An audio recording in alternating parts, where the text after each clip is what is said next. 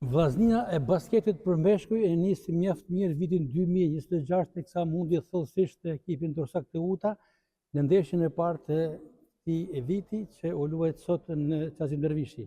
Me ta në vllaznisë e Llazani, orime profesor, një performancë shumë pozitive e skuadrës tuaj. Faleminderit. Vim nga një pushim 3 javor pa meshje. Ishim pak në dyshim se si do e filloshim lojën, sepse kur vjen nga pushimi gjithmonë nuk e din se si do të reagojë skuadra, po jam i kënaqur me mënyrën se si reaguam në fushë. Djem tu përplasën, patëm një fillim goxha të mirë, sidomos në mbrojtje, ku arritëm me kap ekipin kundërshtar në kundra sulme. Nuk e pritshim që do e kishim kaq të menaxhueshme lojën, mendom se Teuta do kishte më shumë rivalitet ndaj nesh, duke pas parasysh edhe renditjen e tyre në kampionat ku sot ishim me pikë barabarta, po ndeshja e sotshme na çon një pikë diferencë. Realisht keni mundur një skuadër që ka traditë dhe ka luajtur mjaft mirë edhe me skuadrat pretendente si Teuta, dhe mund të themi se është një sinjal pozitiv për Kuqeblut? Për vazhdimsinë e kam fjalën? Po, jam i kënaqur me ritmin e skuadrës. Tash java që vjen na gjen në Vlorë, ku do luajmë kundër Flamurtarit.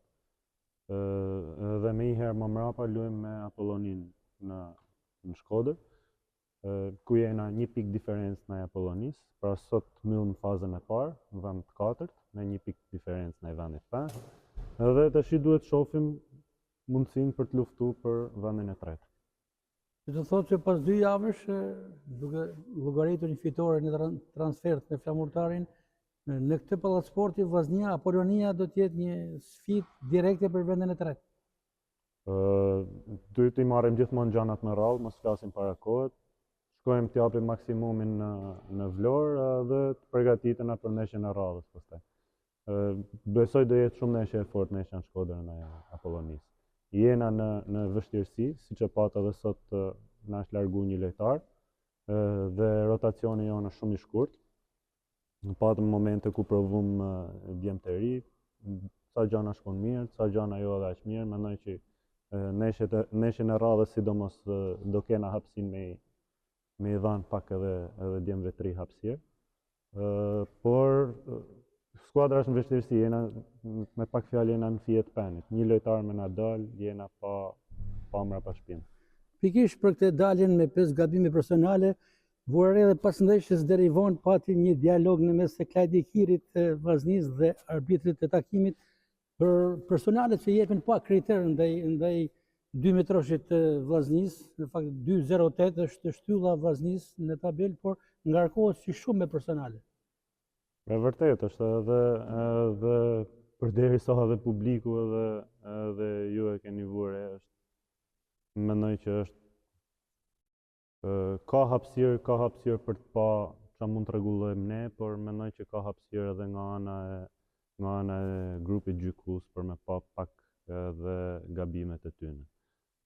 Gjithsesi ne do bëjmë punën tonë, do vazhdojmë përpara, do japim maksimumin tonë. Janë gjana me të cilat jena mësuar më përballë, kështu që do vazhdojmë. Një pyetje që ja bëra edhe kapitenit të Teutës, Kristi Gorea. Ku duhet të jetë Vllaznia në fund të këtij sezoni? Ku e parashikoni? Nuk është e thjeshtë me parashikuar, siç e pat sot Teuta erdhi me një përforcim, pra Teuta kishte 5 amerikan sot në dispozicion edhe 2 lojtarë shqiptar shumë cilësor, siç është Kristi Gorea dhe Elian Memçaj. Pra sot Teuta ishte me një rotacion me 7 lojtarë, me eksperiencë, ndërsa ne ishim me rotacion të cungum. Shpresoj që të na krijohet mundësia për ta mbush këtë boshllëk në të ardhmen, që të jena më kompetitiv me këto ekipe që pretendojnë me fitu. Për këtë të fundit, Elian Memçaj, që është një basketbollist shkodran dhe shumë cilësor, ka ndonjë përpjekje se të rikthehet në Shkodër? Aty ku ka filluar dhe është formuar si basketbollist? Ne kishim dëshirë që ta kishim në rrethin tonë, pavarësisht se unë u afrova me pak vonesë në ekip dhe nuk arritëm dot me bë as fazën përgatitore, siç duhet, edhe komunikimin me lojtarët e kishim filluar pak më vonë.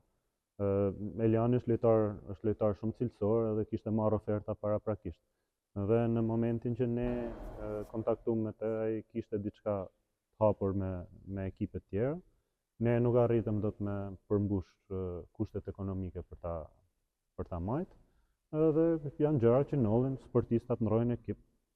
Që do thotë që në të ardhmen është i mirë pritur për ndonjë rikthim? Absolutisht po, gjithmonë është i mirë pritur. Çdo shkodran që lun jashtë është i mirë pritur me ardhe vllaznia. Profesor Vllazani, faleminderit. Urimi për fitoren e një herë, sukses. Faleminderit.